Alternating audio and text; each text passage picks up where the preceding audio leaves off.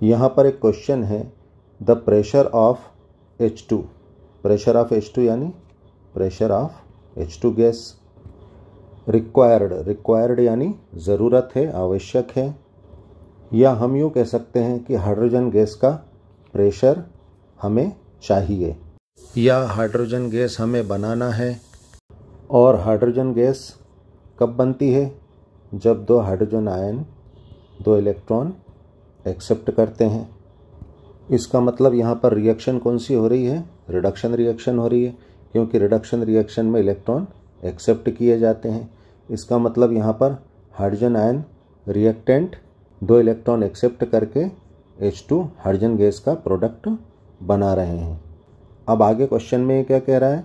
The pressure of H2 required, यानी hydrogen gas का कितना प्रेशर ज़रूरी होगा या चाहिए to make the potential of H2 electrode 0, यानी H2 गैस का प्रेशर कितना चाहिए कि हाइड्रोजन इलेक्ट्रोड का जो पोटेंशियल है वो क्या हो जाए?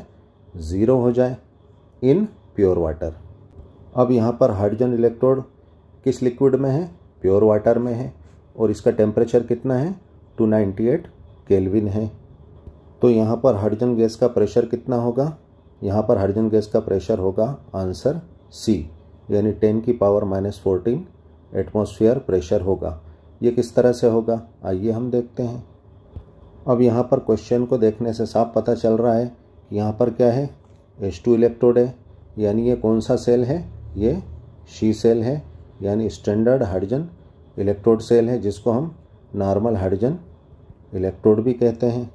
यहाँ पर एक बात का ध्यान रखें कि यहाँ पर क्या दे रखा है? हाइड्रोजन इलेक्ट्रोड दे रखा है, लेकिन असल में शी सेल में क्या होता है? प्लेटिनम इलेक्ट्रोड होता है, जो कि इनर्ट होता है, अक्रिय होता है, जो रिएक्शन में हिस्सा नहीं लेता है, टेक पार्ट नहीं करता है। और चूँकि H2 गैस इसी प्लेटिनम इलेक्ट्रोड पर एड्जॉर्ब होकर ऑक्सीडाइज होती है, और इसी प्लेटिनम इलेक्ट्रोड पर H+ आयन एड्जॉर्ब होकर रिड्यूस होते हैं, इसलिए प्लेटिनम इलेक्ट्रोड को हाइड्रोजन इलेक्ट्रोड कहा जाता है। इस क्वेश्चन को हल करने के लिए नस्ट इक्वेशन का यूज़ किया जाता है। तो यहाँ पर नस्ट इक्वेशन फार्मूला क्या होता है? ई सेल यानी EMF ऑफ सेल, और ई नॉट सेल यानी स्टैंडर्ड EMF ऑफ सेल, यानी सेल का वो इलेक्ट्रोमोटिव फोर्स या इलेक्ट्रोड पोटेंशियल जो स्टैंडर्ड कंडीशन पर होता है। यहाँ पर n factor number of electrons हैं जो रिएक्शन में इन्वॉल्व होते हैं, और यहाँ पर log Q, ये Q हमारा क्या है? रिएक्शन कोशेंट है, जो कि इक्विलिब्रियम इस्टेब्लिश होने से पहले तक होता है। हम जानते हैं रिएक्शन कोशेंट क्या होता है? Q इज इक्वल टू क्या होता है? प्रोडक्ट अपॉन रिएक्टेंट होता है। तो यहाँ पर हमारा प्रोडक्ट क्या है? यहाँ पर हमारा प्रोडक्ट H2 गैस का प्रेशर है, और रिएक्टेंट क्या है? यहाँ पर रिएक्टेंट हमारे प्योर वाटर का H+ आयन कॉन्सेंट्रेशन है। तो यहाँ पर Q रिएक्शन कोशेंट की जगह प्रेशर और रिएक्टेंट की वैल्यू रखने पर हमने यहाँ पर प्रोडक्ट और रिएक्टेंट की वैल्यू रख दी है, लेकिन यहाँ पर जो है H+ आयन के नंबर ऑफ मोल्स कितने हैं? 2 हैं। तो यहाँ पर जो है हाइड्रोजन आयन कॉन्सेंट्रेशन का क्या हो जाएगा? स्क्वायर हो जाएगा। हम जानते हैं हाइड्रोजन इलेक्ट्रोड का स्टैंडर्ड इलेक्ट्रोमोटिव फोर्स क्या होता है?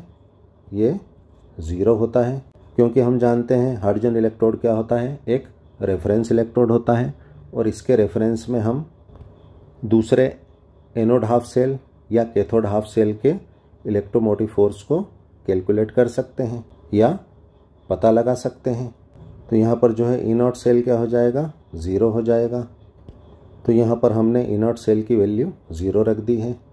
अब हमें यहाँ पर हाइड्रोजन इलेक्ट्रोड के पोटेंशियल को 0 बनाना है, यानी ई सेल को हमें 0 करना है, जिसके लिए हमें हाइड्रोजन गैस के कितने प्रेशर की आवश्यकता है वो हमें बताना है। तो यहाँ पर ई सेल भी क्या हो जाएगा? 0 हो जाएगा।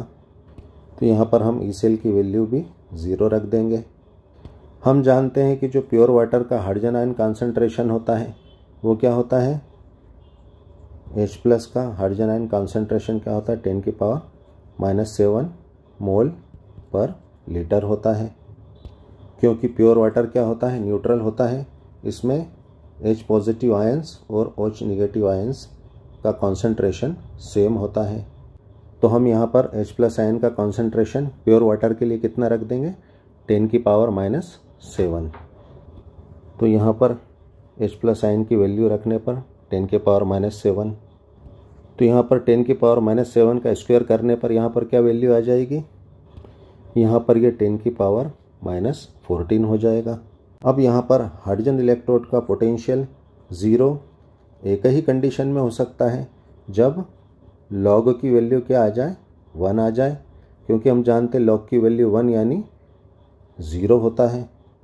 और लॉग की वैल्यू 0 आएगी तो ये पूरी टर्म क्या हो जाएगी, 0 हो जाएगी। और इस टर्म के 0 होने से हाइड्रोजन इलेक्ट्रोड का पोटेंशियल क्या आ जाएगा, 0 आ जाएगा।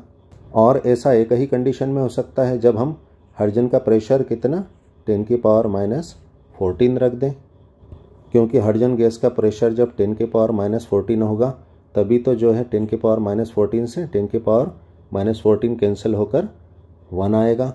तो यहाँ पर हाइड्रोजन गैस के प्रेशर की वैल्यू 10⁻⁴ रखने पर, तो यहाँ पर हमने हाइड्रोजन गैस के प्रेशर की वैल्यू रख दी है 10⁻⁴।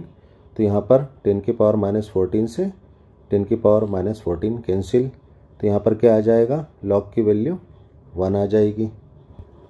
लॉग की वैल्यू 1 आई तो log 1 क्या होता है, 0 होता है। तो यहाँ पर log 1 क्या हो जाएगा, 0 हो जाएगा। log 1 0 हुआ तो ये किसके मल्टीप्लिकेशन में है, इस वैल्यू के, तो ये पूरी टर्म क्या हो जाएगी, 0 हो जाएगी, क्योंकि 0 में किसी भी वैल्यू का मल्टीप्लाई करो तो वो वैल्यू भी 0 हो जाती है। तो यहाँ पर ये वैल्यू 0 हो गई। और इस टर्म के 0 होने से हमारा हाइड्रोजन इलेक्ट्रोड का पोटेंशियल भी क्या हो गया, 0 हो गया। और ये सब कब हुआ, जब हमने हाइड्रोजन गैस का प्रेशर कितना रखा, pH2 = 10⁻⁴ रखा। यानी हमें हाइड्रोजन गैस का प्रेशर कितना रिक्वायर्ड होगा, C 10⁻⁴ atmosphere pressure. Thanks for watching. Video को लाइक कर देना, फटाफट सब्सक्राइब करो।